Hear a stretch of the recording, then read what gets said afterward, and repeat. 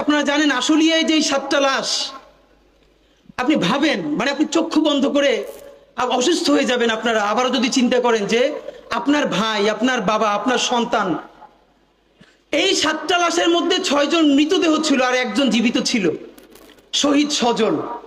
তার মা আমাদেরকে এসে বলেছে, বাবা আমার সন্তানের গায়ে যখন আগুন দেওয়া হয়, পেট্রোল ঢেলে পুলিশ আগুন দেয়, তখন প্রত্যক্ষদর্শীরা দেখছে পাশ থেকে আমার সন্তানের হাতটা নড়তেছিল। এই ট্রমা আপনি নিতে পারবেন না। আজকে একটা ইন্টারভিউ ছাপা হয়েছে, সেই 7 জন লাশের আর একজন, তার ভাই, তার বোন ইন্টারভিউ করছে। লাশটা যখন পেয়েছে বলে, জানেন আমার ভাইয়ের মুখের মধ্যে থেকে এই পাশে একটা দাঁতও নাই। আমার ভাইটার চেহারা এত সুন্দর ছিল, ওরে কবর দেওয়ার আগে ওরে যদি পোড়াই না দিত, অন্তত ওরে জড়াই ধরে ধরে চুমু দিতে পারতাম। ওরে জড়াই ধরে চুমু দেওয়ার মতো অবস্থা ছিল না। হাসিনা আমাদের সাথে শুধু হত্যা করে নাই, সন্তান তার বাবার লাশটা দাফন করবে। এখনো রায়ের বাজারে আমরা অনেকবার গেছি, 150-র উপরে বেওয়ারিশ লাশ, 1 বছর হয়ে গেছে। এই লাশগুলো কোন বাবা মার সন্তান, সরকার এখন পর্যন্ত ডিএনএ স্যাম্পলিং করে তাদের কাছে পৌঁছানোর উদ্যোগ নিতে পারে নাই।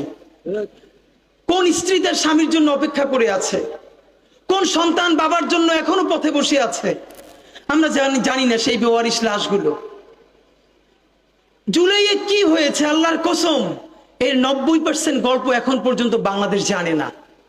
আমরা আওয়ামী লীগ নিষিদ্ধের দাবিতে সারা বাংলাদেশের প্রত্যেকটা বিভাগে ইনকিলাব মঞ্চ থেকে আমরা পদযাত্রা করেছি, জনসংযোগ করেছি।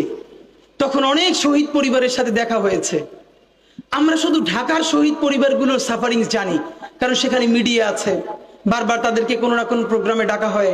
যেই উপজেলা, যেই জেলায় যে বিভৎসতা ঘটেছে, এখন পর্যন্ত তার কোনো, দেখেন আমরা কি করতে পারলাম।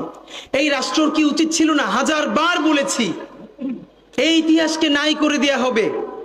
সারা ঢাকায় যেই 6টা 7টা জায়গায় রণক্ষেত্র হয়েছে, যাত্রাবাড়ি, রামপুরা, উত্তরা, এরকম সব জায়গায় বিভাগীয় যে জায়গাগুলোয় গণহত্যা চলেছে, সরকার আপনি একটা কমিশন করতেন।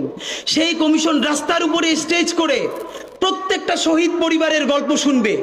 ঘন্টার পরে ঘন্টা যেই গণহত্যা চলেছে, শহীদ পরিবার বলবে তার সন্তানকে, তার বাবাকে, তার মাকে কিভাবে প্রকাশ্য দিবালোকে হত্যা করেছে সেই ঘটনা বলবে। সংসদ টেলিভিশনে তা একদম লাইভ টেলিকাস্ট করা হবে। যেই ভাই 2 চোখ হারিয়েছে, আজকেও দেখলাম মাদ্রাসার সম্ভবত যাত্রাবাড়ির ঘটনা, পুরো সাদা জুব্বটা রক্তে লাল হয়ে গেছে, এবং একটা কলেজের ছাত্র তার মাথার